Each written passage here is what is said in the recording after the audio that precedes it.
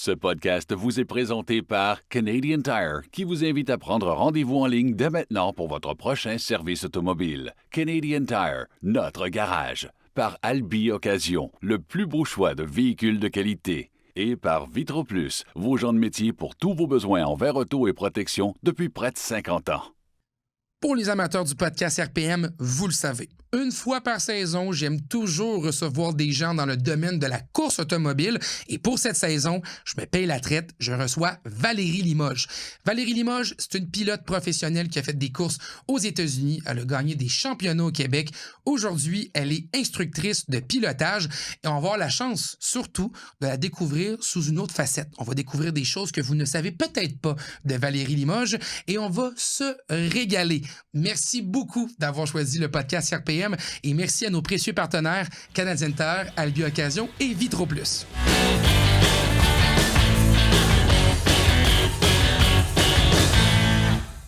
Caro, bonjour. Salut Sam. On parle des capteurs modernes dans les véhicules aujourd'hui. Il y en a combien selon toi maintenant? Beaucoup trop. Ben beaucoup trop, ça dépend là. Parce que... non, des fois il y a trop d'affaires les chars. Là. C'est rendu des ordinateurs sur rouge, c'est pas compliqué là. Oui, non, ça je suis complètement d'accord. Puis tu sais, si on recule dans les années 60, là, il y en avait 2-3 Ben oui. là, maximum. Là. Le capteur, c'était pas mal le conducteur, là, l'automobiliste. Qui était un peu mécanicien par le fait même, là, tu sais. C'est ça.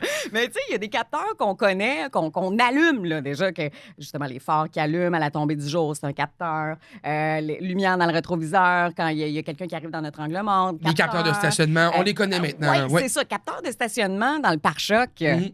sais, avant, là, quand on se faisait un accrochage dans un stationnement, changer ton pare-choc, là, C'était pas si pire. c'était pas si pire. Mais maintenant, là, il y a du recalibrage qui doit être fait. Tu sais, il n'y a pas juste le pare-choc là, qui doit être changé. Le pare-brise là. aussi. Le pare-brise, il faut souvent recalibrer le pare-brise. C'est compliqué. Oui. Toutes Non, mais c'est ça. les caméras embarquées et compagnie. Ça peut coûter très cher. C'est ça, parce qu'il y a des capteurs, il y a des radars, il y a des caméras, tout ça. Plus une voiture est intelligente, plus ça coûte cher à réparer. Mais ça veut pas dire que, tu sais, capteur ne veut pas dire ça coûte cher en tout temps. Là. Non. Tu sais, des fois, on va avoir tendance à paniquer, mettons, quand notre voiture, je sais pas moi, veut pas démarrer, on va penser mécanique, mais ça se peut que ce soit tout simplement, je vais te donner un exemple, le capteur de Villebrequin, Il faut le nettoyer. qui a juste besoin d'être nettoyé, c'est tout, et Puis c'est voilà, réglé. le tour est joué. C'est ça. Mais ça, pour le savoir, par contre, il faut aller consulter un garagiste, un technicien qui va brancher un outil de diagnostic pour vérifier tout ça, va lire un code d'erreur, puis le tour est joué. Et ça, pour ça, ben, justement, vous pouvez aller chez Canadian Tire. Merci pour ces judicieux conseils. À bientôt, Caro. Plaisir! Valérie Limoges, bonjour. Salut! Bienvenue au podcast RPM. Merci beaucoup, c'est gentil. C'est un plaisir de te recevoir aujourd'hui. J'aime toujours ça, dans le podcast, prendre le temps de découvrir le monde de la course automobile au Québec.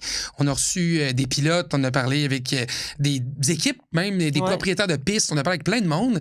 Mais aujourd'hui, je parle avec une pilote professionnelle et je suis très content de t'avoir au podcast. Merci d'avoir accepté notre invitation. Merci, c'est mon tour enfin. Yes, ben oui, c'était le temps. On a vu quelques-uns, puis là, c'était le moment. Là. On est rendu là.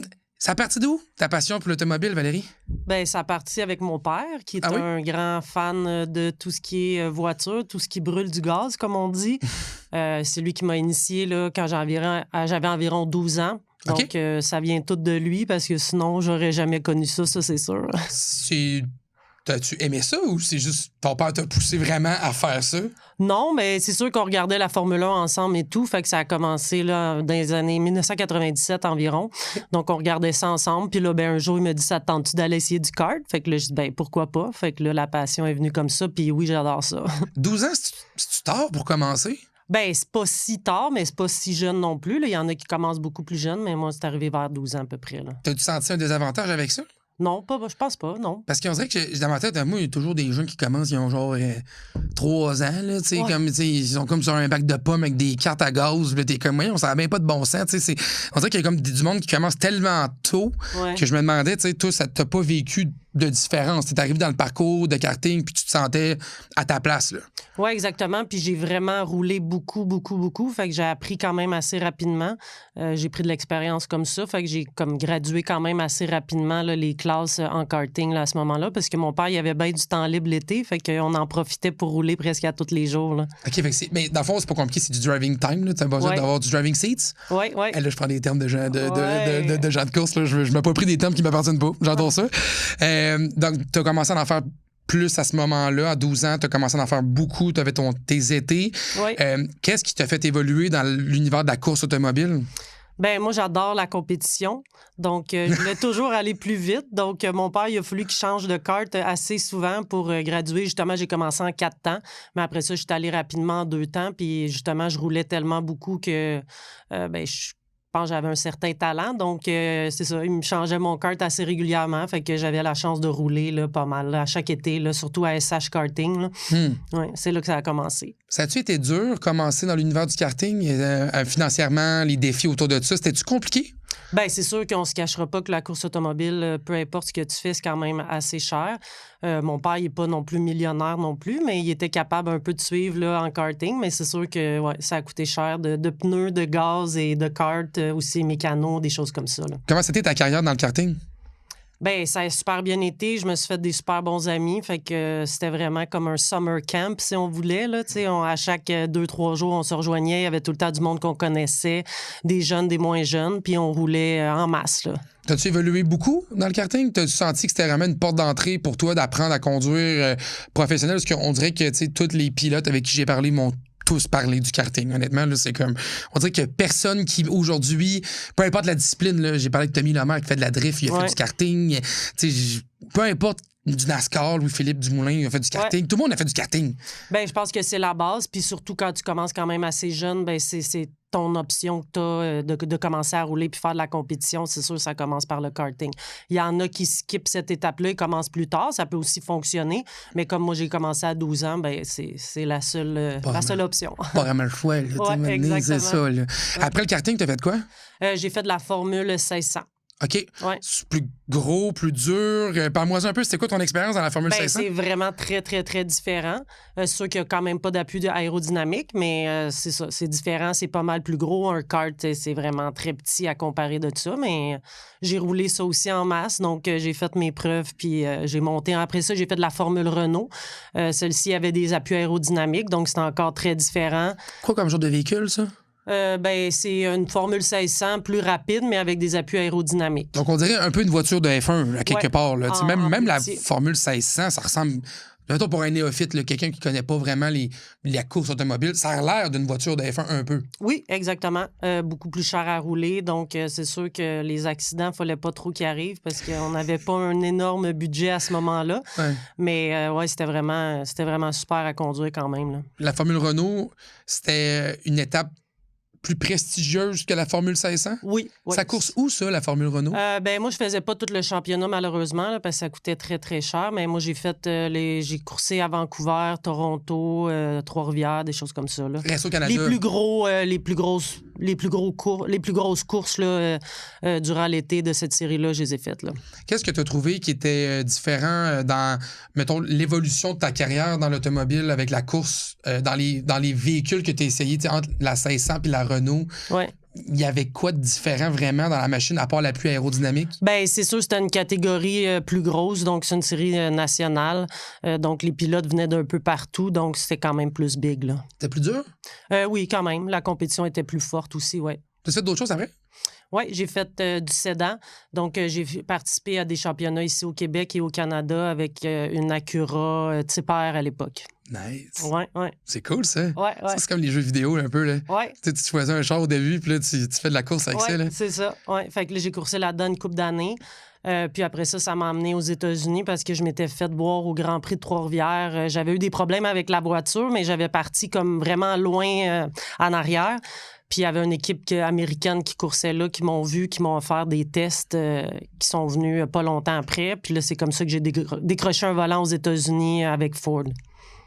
Ouais, rien de moins. Hey, ça me semble que ça se place bien dans une conversation. C'est pas pire. Ouais, qu'est-ce qu'on mange ce soir? La fondue, j'ai décroché un volant avec Ford. C'est quand même, je sais pas, on dirait que c'est intéressant comme formulation. T'étais parti loin derrière parce que ta voiture avait un... Ouais, ben en qualification, j'avais un problème moteur. Donc t'as remonté après, maintenant? Ouais, c'est ça. J'avais fait une super de bonne course. Je me rappelle pas quelle position j'avais fini, là, mais quand même assez en avant. Mais t'avais retracé, fait des dépassements là, à Trois-Rivières qui était une grosse course pour nous à ce moment-là. Là. Fait que ça avait montré un peu plus ton savoir. Fait que là, t'es rendu à quel âge quand ça arrive, mettons, là, tu sais, là, de la Cura? J'avais début vingtaine, je te dirais. Fait que entre, mettons, ton 12 ans puis ton début vingtaine, t'as fait plusieurs cartes, t'as fait de la 1600, t'as fait de la Formule Renault, t'as chauffé un Acura Type R, ce qui est hallucinant, oui. Ouais. C'est malade. Ouais. Puis après ça, tu t'es lancé avec un volant Ford à Daytona. Oui, exactement, aux États-Unis pendant 3 ans avec eux, ouais. C'est allé vite? Oui, quand même. T'as-tu trouvé ça exigeant quand même? Ben, c'est sûr qu'à l'époque, je réalisais pas vraiment, mais aujourd'hui, quand j'y pense, c'était quand même assez cool. Là. Ben, c'est capoté. Ouais. Tu regardes, mettons, l'adolescent moyen, il vit pas ce que t'as vécu, là, Ben, tu sais. non, je pense que c'est assez rare, surtout au Québec. Là.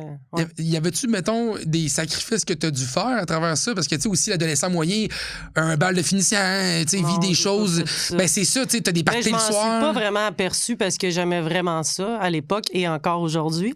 Mais non, ça a suivi son compte. Puis, Je me suis toujours demandé, à l'école, ouais.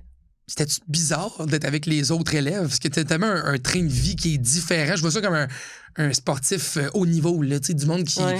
vont faire du ski dans les Alpes là, pour pratiquer leurs plongeons puis leurs Ouais. sauts puis leurs affaires, tu sais. Ben, c'est sûr que j'étais pas super bonne à l'école, là, mais quand j'écoutais pas, ben, mon père me punissait en ne pas allant faire une course de kart. Donc, j'essayais de me forcer pour au moins passer pour pouvoir aller courser parce que quelquefois, J'adore. ouais, j'ai eu des petites punitions comme ça et j'en ai pleuré. Ah oui, hein? Ouais, Là, ouais. t'as pas fait ça comme il faut. Ouais, Fait que là, T'es tannante un petit peu. Fait que la punition, c'était OK, on va pas au kart. Oh non. non, papa, je vais aller au kart, là, tu sais. Ouais. Non, c'est ça, là, je comprends. Ouais. C'est un motivateur, dans le fond. Quand même, Moi, j'ai ouais. mon petit gars, je trouve ça intéressant comme idée, là. Ouais. Tu vas avoir des bonnes Une notes. bonne punition. À Tu sais, s'en tu- souvenir, tu le refais plus Tu iras après. pas au kart. Ouais, Ça marche. ouais. Hey, j'aime ça, là. C'est du parental. J'aime ça. Ouais. On mixe plein d'affaires au podcast RPM.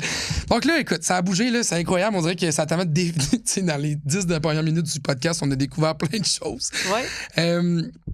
T'as fait toute cette carrière-là pour arriver au point central Daytona. Ouais. Un volant avec Ford. Ouais. C'est un volant de NASCAR? Non, à l'époque, ça s'appelait la Grand Am Cup. OK. Aujourd'hui, ça s'appelle IMSA. OK, puis c'est quoi ça? Ben, c'est des courses d'endurance. C'était des courses, me semble, 2 heures, 2 heures et demie par course. Donc, on était 2 pilotes. J'ai coursé comme mon premier coéquipier, c'était David Impringham, qui est une légende en course automobile. Donc, j'ai eu la chance de piloter avec lui puis de faire ça. Là. C'était quoi la voiture? C'est une Ford Mustang.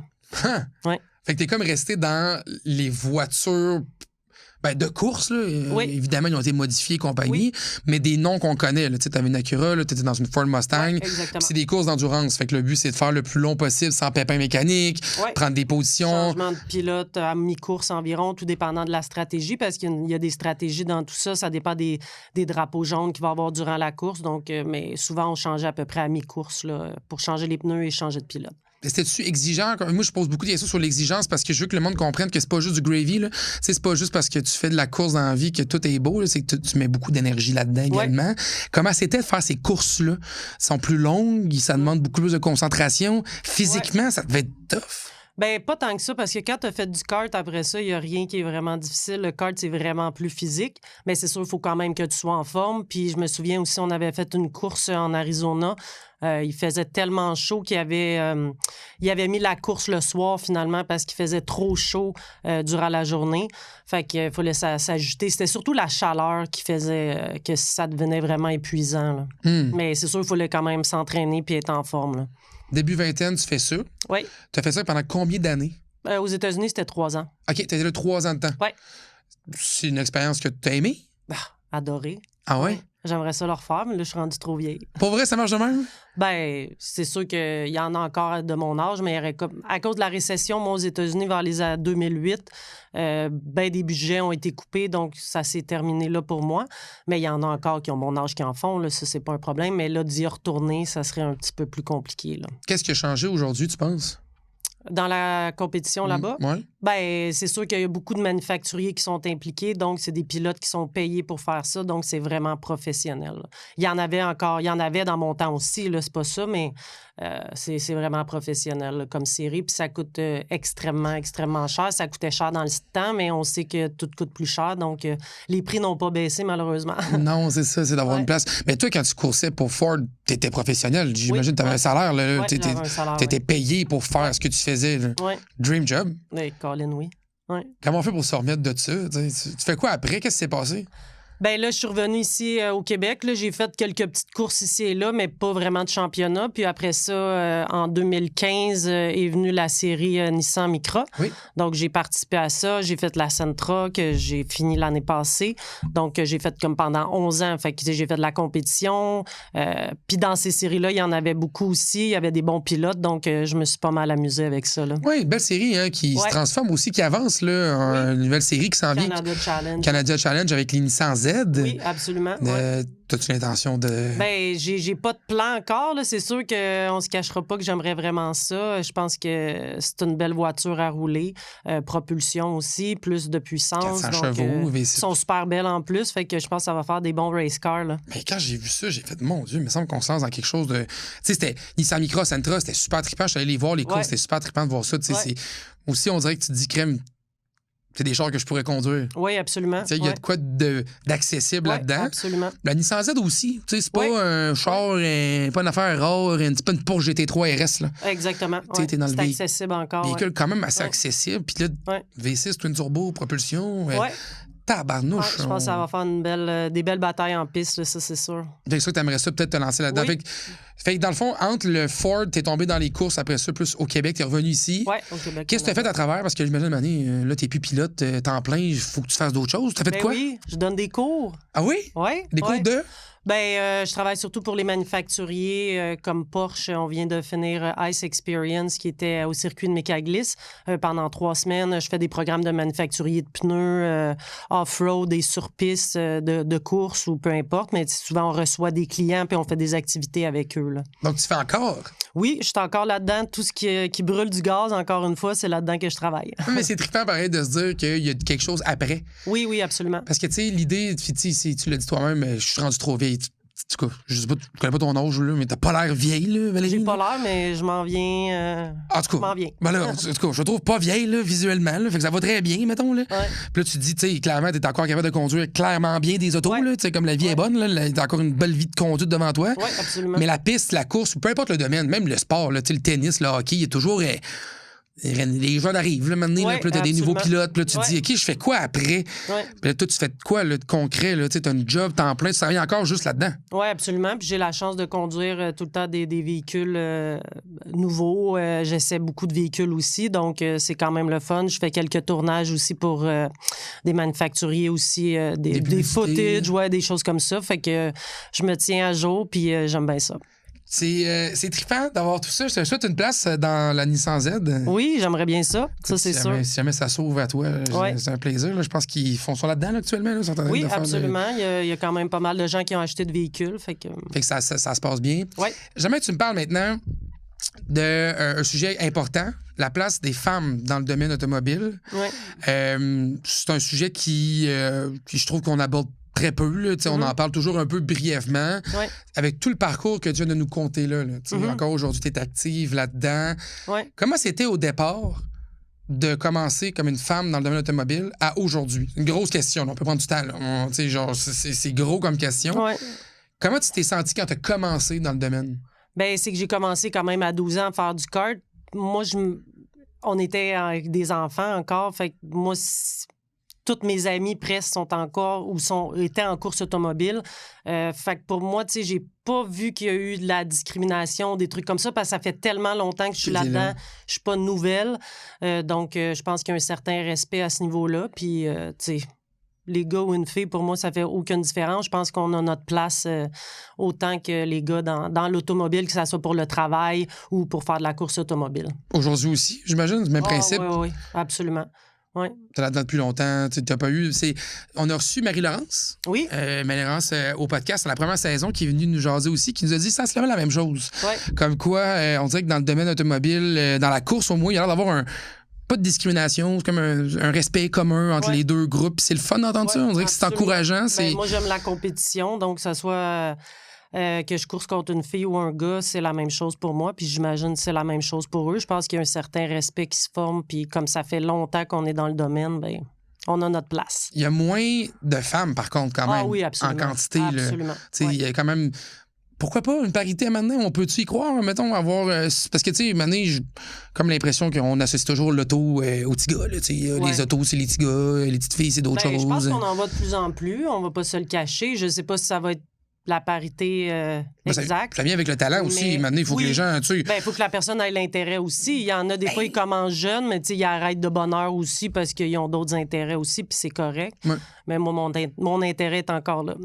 Ça, c'est le fun. J'ai toujours le fun d'entendre au moins qu'il y a des choses positives. Oui, absolument. On est toujours bon des fois pour parler des trucs qui polarisent. Mm-hmm. Mais dans ce cas-là, on dirait qu'en tout cas, à date, ce que j'entends de l'écho de l'industrie, c'est que ça va plutôt bien, en tout cas, du moins chez nos pilotes québécoises.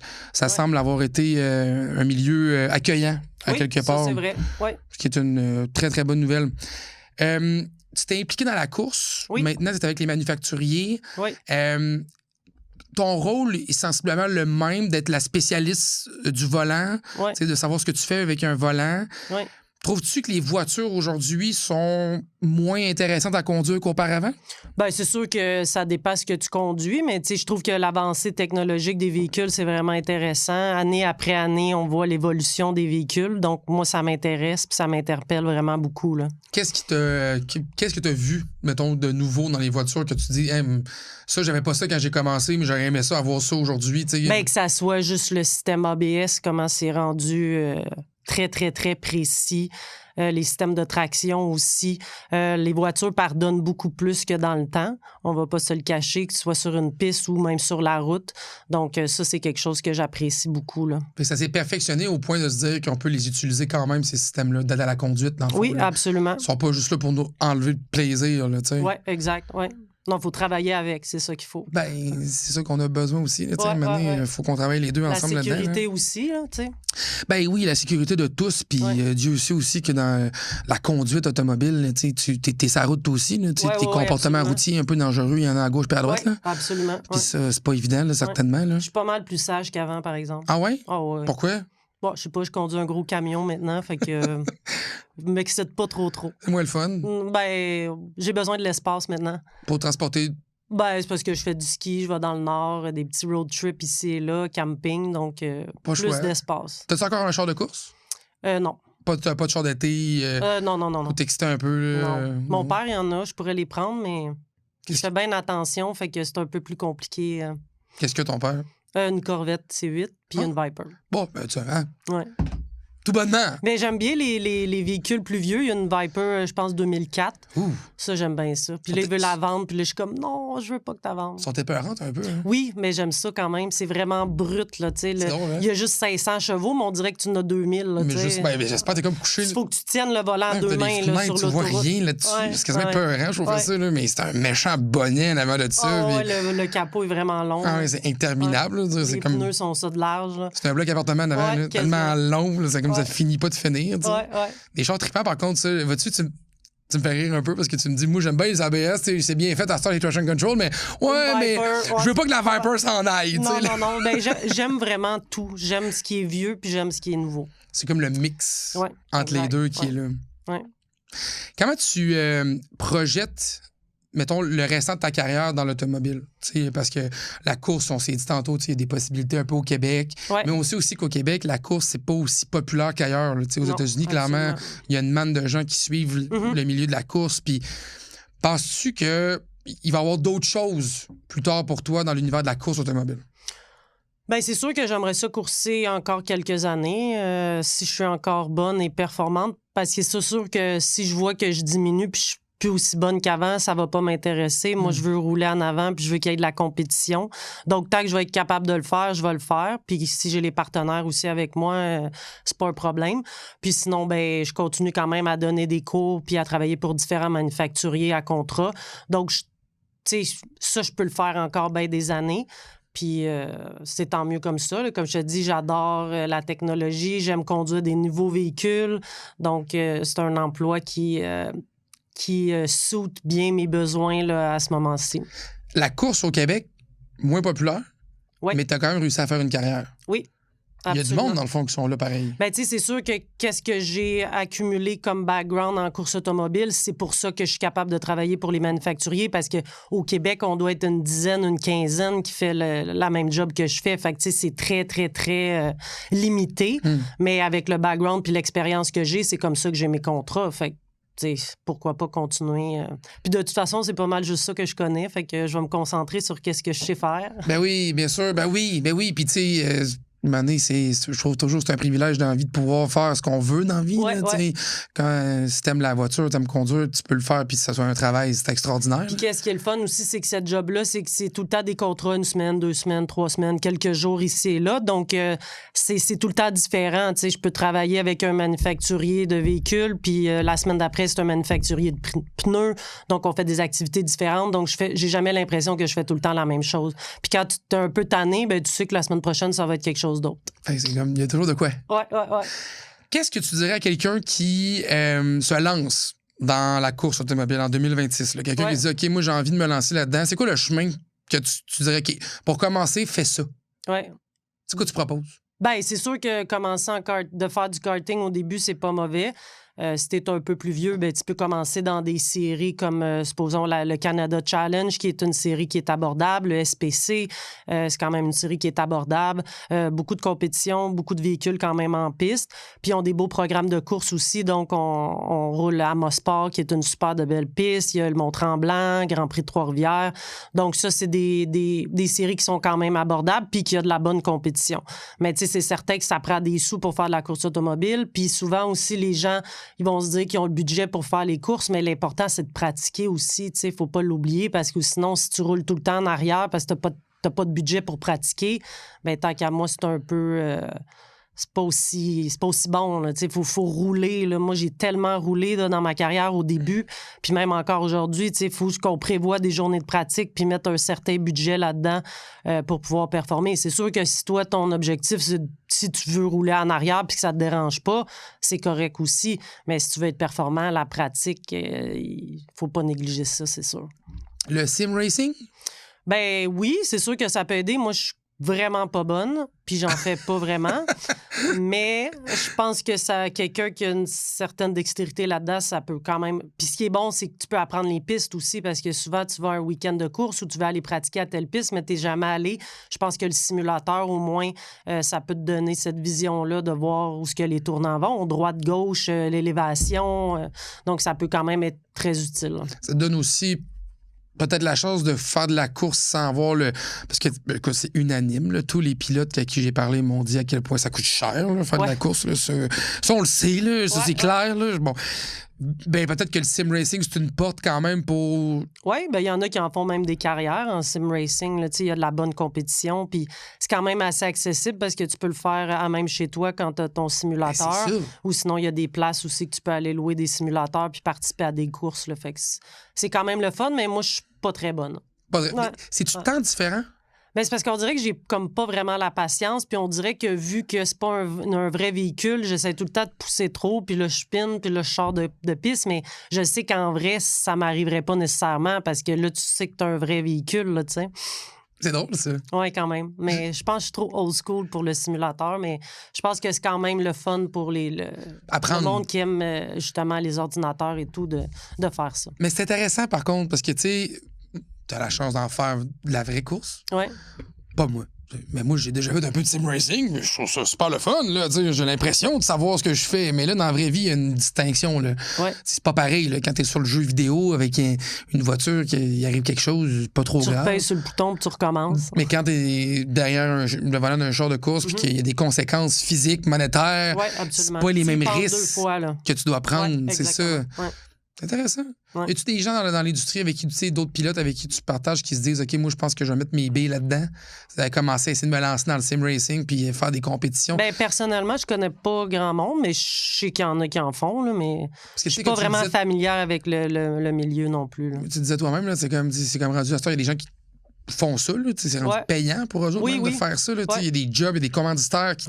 Aux États-Unis puis en Europe, c'est super fort. Là. Je sais que puis même ici, il y en a un peu. Là, je sais pas s'il y en a qui sont capables de faire des sous, mais je suis certain qu'il y en a qui font des compétitions, peuvent gagner des prix aussi. Là, pour être une voix intéressante. Oui, absolument.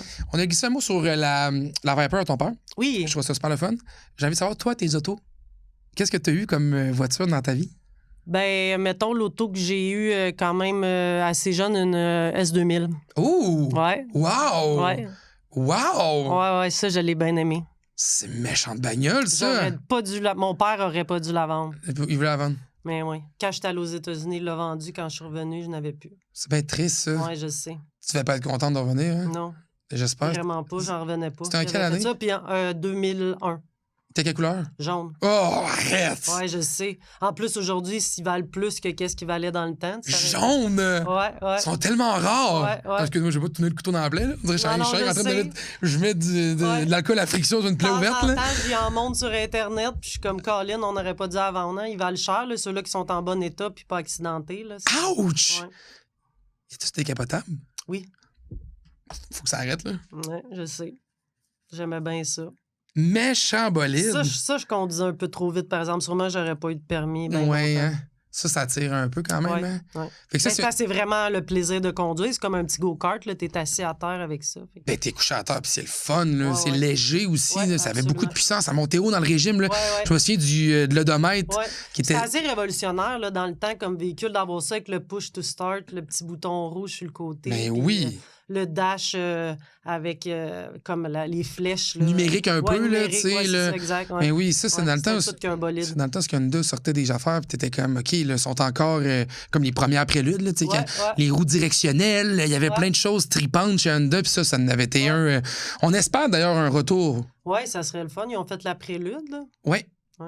Ah. J'en ai vu une en vrai la semaine passée. Je l'ai trouvée très belle. oui. T'en Ouais. penses quoi, mettons, de la mécanique? Ben là, ça j'ai Hybride, pas trop. 4 cylindres, 2 litres, OK. automatique, OK. traction, 201 chevaux. OK. Ben, il aurait peut-être pu avoir un petit peu plus de puissance. Parce qu'il me semble que dans le temps, c'était ça, 200 Je suis dans content la de parler, S2000. tu sais, c'est le fun. En Me plus, semble. ben oui, Il aurait pu avoir 250, ben il aurait pu. Je sais- 230. Tu sais, on parlait de la Nissan Z, là. Ouais, Ils vendent ça 53 000 la prélude. ouais. La Nissan Z est 55. Ouais, c'est ça. L'autre, t'as pas mal plus de chevaux. Ben, il y a propulsion, Ouais. manuel 6 vitesses. Ouais, mais il y a beaucoup un fanbase de Honda, fait que je pense qu'ils vont aller chercher. Oui, non, j'ai l'impression que ça va fonctionner à quelque part pour une certaine Ouais. niche, là, mais, Ouais. tu sais, c'est un peu. Ouais, Tu sais, pour quelqu'un comme toi qui a eu une S2000, ouais c'est ça, ça doit être. ben Puis en là. plus, la S2000 était propulsion aussi, fait que. Puis c'était un méchant jaune. Ouais, Ouch. ouais. T'as-tu d'autres choses après? Qu'est-ce que. Qu'est-ce que t'as possédé comme voiture, mettons? Ben, ma dernière voiture. Ben, voiture, véhicule, là, récente, en général. c'était un GTI, OK. MK7. Oui. T'as-tu aimé ça? Oui, j'ai bien aimé. Oui, c'est cool aussi, ça. Ouais, j'ai bien aimé ça. Un petit go-kart en casse, mais c'est ça, c'est que c'est l'espace. Tu sais. Ben, hatchback quand même. Ouais. J'ai mis une boîte au pire dessus. Ouais, c'est sûr. Je sais pas.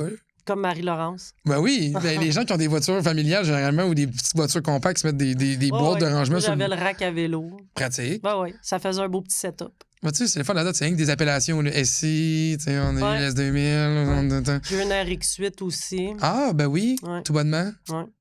2008, genre? Ton retour des Ouais, à États-Unis? peu près, là, dans ces 8-10, là, quelque chose comme ça. T'as-tu aimé ça? Bah, moins. Ah, ouais. Ben, t'es automatique. Ouf. Ouais. Ouf. Mauvais choix. J'étais tannée un peu d'avoir des manuels pour le trafic, mais c'est sûr que c'était moins le fun à conduire quand même. Clairement. S2000, GTI, c'était bon. C'était bon après ça, ouais. Puis là, t'es rendu dans un camion. Ouais. T'ennuies pas d'avoir une voiture, mettons, à toi d'été, quelque chose d'un peu plus. Non. Non, parce que justement, Pas tout. M'ennuie pas dans tout. mon travail, j'en conduis tout le temps des chars sport. Fait qu'on dirait que je me satisfais de ce côté-là. Puis moi, j'aime ça. Je suis relax, je suis haute dans les airs. On J'ai un change. Pathfinder, fait que c'est quand même gros. Ouais, c'est différent. Oui, exactement. Mais c'est sûr que là, c'est pas pour faire de la vitesse puis freiner à la dernière seconde. Là, parce que Non, ça il a c'est. fallu que je change mes freins la semaine passée. Fait que... Ouh. Puis il est vraiment pas vieux. Fait que je pense que... C'est breaks- lourd, hein? Fait que... Ouais, peut-être tu breaks déjà. Oui, c'est ça. Breaker trop tard. Les réflexes. Ouais, exact. Les réflexes de pilote. Ouais. Comment on fait, OK? Je reviens sur l'automobile parce que là, on a changé de tes chars, c'était le fun, là, mais je reviens sur la course, OK? Ouais. J'ai posé cette question, je pense, à tous les pilotes qui sont venus, puis ils ont toutes eu des réponses un peu différentes, ils ont toutes eu des idées. Puis je me disais, tu sais, toi, mettons, ta vision de comment on continue à faire évoluer la course automobile au Québec. OK? Mhm. Moi, je vais centrer ça sur nous autres. Ouais. Il manque-tu de pistes? On a-tu besoin d'avoir plus de publicité autour de la course automobile. Qu'est-ce qu'on aurait besoin pour attirer les gens à être de plus en plus intéressés envers les différentes disciplines de course automobile qu'on a au Québec, selon toi? Bien, c'est sûr qu'il y a des pistes qui ferment ici et là, fait que ça, c'est sûr que ça l'aide pas. Mais aussi, c'est des partenaires que ça prend, parce que ça coûte tellement cher, la course automobile, donc ça prend du coverage pour pouvoir monnayer ça avec des partenaires. Ben oui. Parce que sans ça, je veux dire, tu peux faire de la course, mais tu peux pas vraiment aller à un haut niveau si tu n'as pas le budget. Donc, ça prend des partenaires absolument. Parce que souvent, tu sais, les partenaires, les plus grosses compagnies vont commanditer des événements comme le Grand Prix de Trois-Rivières, des trucs comme ça, à Montréal, à F1. Mais c'est parce que ça prend aussi des gens qui vont payer et être en partenariat avec des pilotes parce que sinon, il n'y en aura plus de pilotes s'il n'y a pas de budget. Tu sais, c'est bien beau, là, mais ça prend les deux, là, tu sais. On a bien beau aimer ça, maintenant, il faut qu'on réussisse à le faire. Tu as été aux États-Unis, tu as coursé pendant 3 ans là-bas, ça devait être complètement l'inverse, là. Oui, ben c'est ça. Les budgets, eux autres, aux États-Unis, ils en mettent pas mal plus qu'ici, c'est sûr, mais ils sont pas mal plus que nous aussi. Mais ouais, c'est ça. Moi, c'était payé à ce moment-là. Fait que, mais oui, c'était des gros partenaires, là, exactement. Ça t'amenait-tu un stress d'être de l'autre bord de la frontière, d'être dans une autre ligne, là, c'est comme... Ben, c'est sûr que je parlais pas anglais quand je suis arrivée. Ah! Fait que ça, c'était pas... T'as-tu appris l'anglais là? Oui, oui. T'as pas eu le choix, vraiment? Oui, exact, oui. Pratique aujourd'hui? Oui, absolument, parce que même dans mon travail, justement, c'est souvent en anglais, là, plus que 50 du temps. Là. Faire un voyage linguistique? Oui. En même temps, de chauffer une Ford Mustang sur une piste de course? Oui, exactement. Ouais. C'est quand même incroyable ce que ça te donne aussi, pareil. Ça donne ces connaissances-là. On y pense pas, mais oui, exactement, je m'en sers à tous les jours. Là. Fait, à ta première course, tu parlais pas encore vraiment anglais? Ben, je comprenais, là, mais c'était limité, là, mon affaire. Là. Comment tu t'étais à ta première course? Ben, c'est sûr que c'est quand même stressant. Ma première course, c'était à Daytona, justement. Fait que quand même, hein? Il y a pas mal du monde impliqué, puis on sait que c'est des gros budgets, fait que puis on veut être performant aussi. Donc, il faut que tu mettes tout ça en œuvre là, pour que ça marche. Là. Y avait-tu beaucoup de pilotes? Comment que vous étiez combien sur la ligne de départ? C'était-tu... Oui, il y avait du monde, 30-40, là, je sais pas. Wow, quand même, hein? Oui. C'est des grosses courses. Là. Des grosses courses. Puis y avait-tu des pénalités? Y avait-tu... Parle-moi un peu de comment c'était. Ben, moi, ma première course, ça avait quand même été un nightmare, là, parce que je roulais, ça allait, pendant les pratiques, ça allait bien, mais durant la course, au départ, je m'étais fait rentrer dedans par Sébastien Bourdet, un gars qui a bien de l'expérience. Et puis, c'est ça. Tu t'en souviens de son nom, Oui, je m'en souviens. Puis là, c'est ça, j'avais rentré dans le mur. Puis moi, j'avais un budget, dans mon contrat, j'avais un budget que si j'avais pour tant de dommages dans une saison, ils pouvaient canceller mon contrat. Fait que là, mettons qu'à la première course, ça avait pas bien commencé parce que ça avait coûté 30-40 000. Là, en partant. Mais tu sais, ça, c'est d'il y a 20 ans. Fait qu'aujourd'hui, c'est comme un accident de 50 000 et plus, là, je sais pas. Là, fait que c'est sûr que ça avait un peu mal commencé. Mais on s'était bien repris après, là. Fait que ça avait passé. Je m'étais pas fait couper mon contrat. Oh, stressant. Pas le fun. Non, ça part mal. Première course, puis tu dans la banque de réserve. Là, même pas fait un tour. Pauvre toi. C'est rough, ça. Ouais. Fait que là, on dirait que la confiance, ça drop un peu, là, parce que là, tu dis, ouf, moi, tu sais, être capable de faire ça, tu sais. Parce que c'est pas nécessairement de ma faute, mais tu sais, j'étais pas à bonne place au bon moment, puis peut-être les réflexes étaient pas parfaits à ce moment-là. Ça amène ce risque-là de... Ouais. Ouf! On dirait que tu m'en parles, puis je trouve ça stressant. Finalement, tu as réussi à pas avoir de problème pour le restant de la saison, par contre. Non. J'ai eu des accrochages chez là, ce qui est normal, mais c'est sûr que ça avait mal commencé, mettons. Ouais. Pas blessé? Non.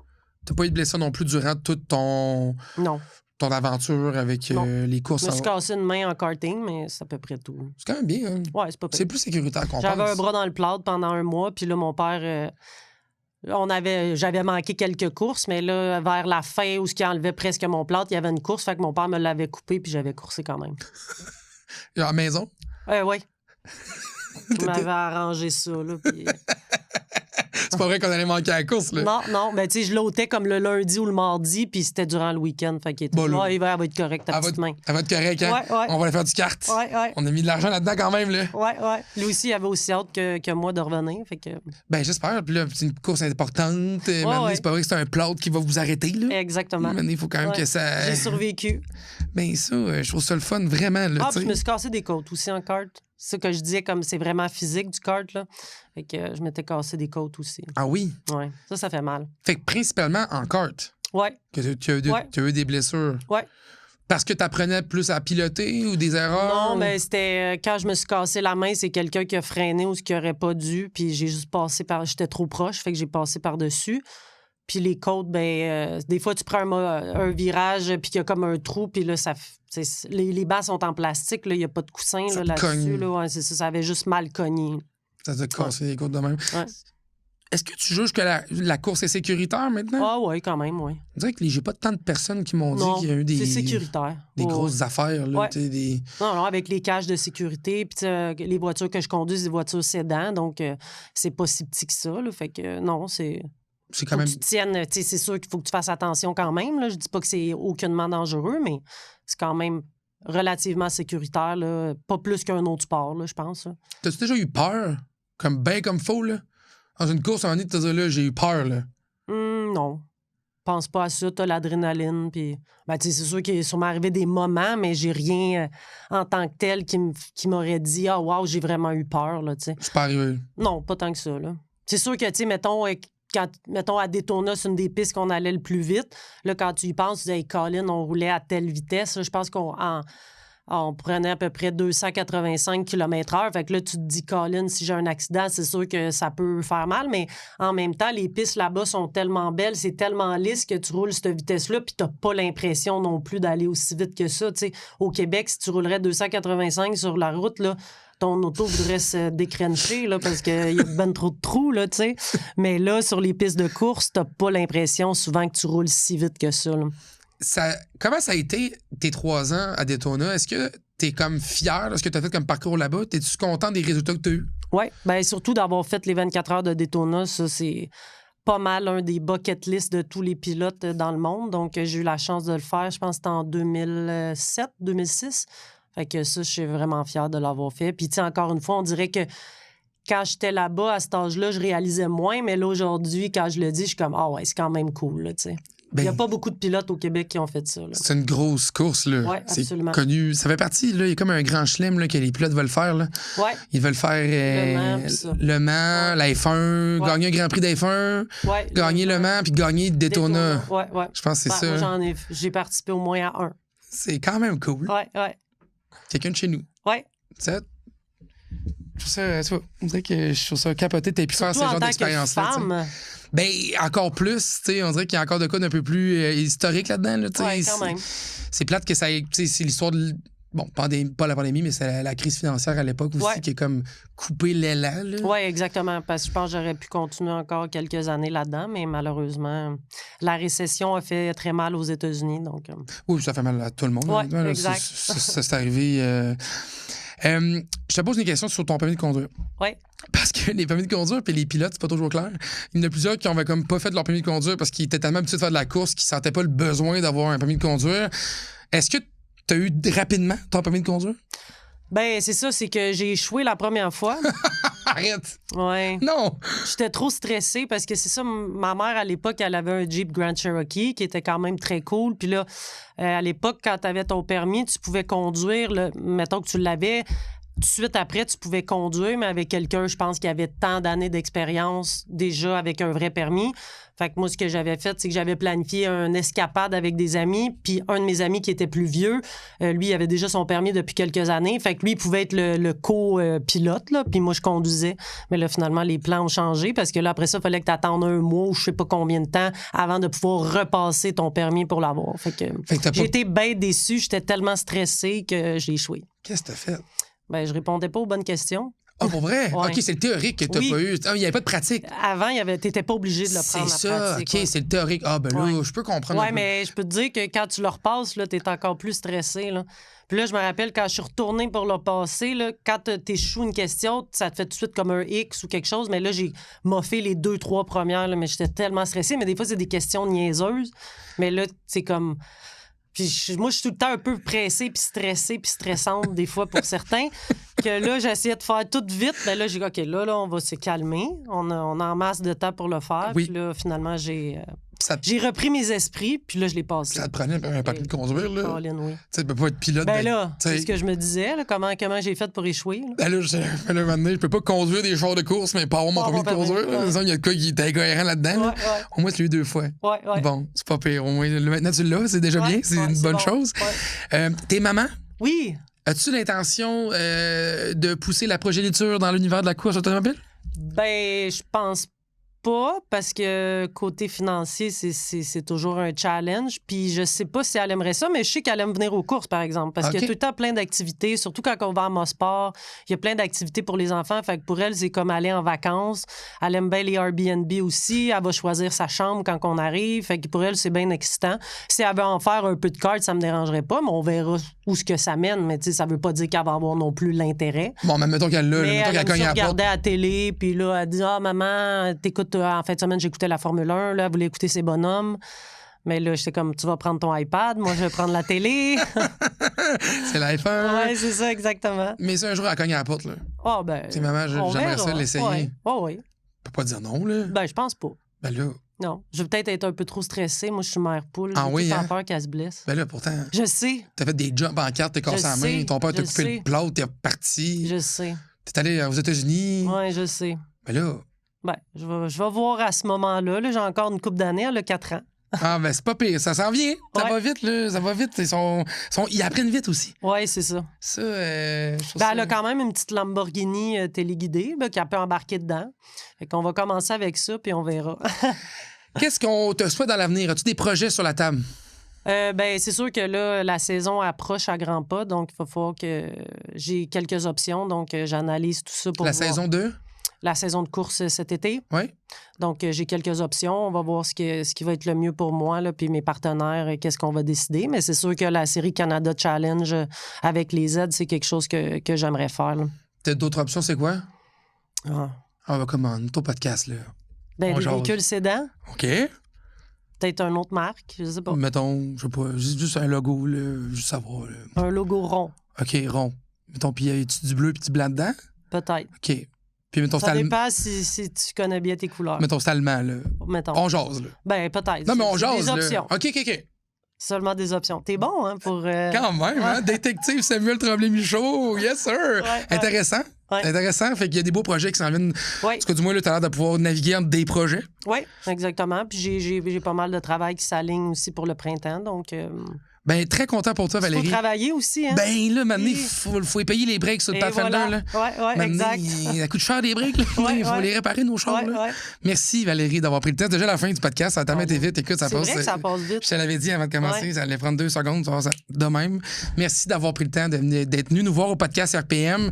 On aime toujours ça, parler avec les gens dans l'univers de la course automobile. Puis j'avais vraiment hâte que tu viennes t'asseoir avec nous pour parler de ton parcours puis de voir aussi qu'on s'en va. Puis écoute, je vais te surveiller cet été. Bon, ben, c'est gentil. Merci à vous autres. Ou dans une Nissan Z. En tout cas, on va surveiller ça. On verra. Dans tous les cas, on surveille ça. Merci, Valérie.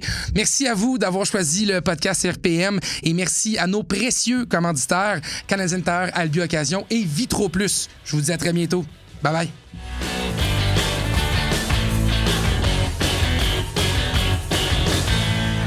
Ce podcast a été présenté par Canadian Tire, notre garage. Par Albi Occasion, avec le meilleur taux, on vous attend.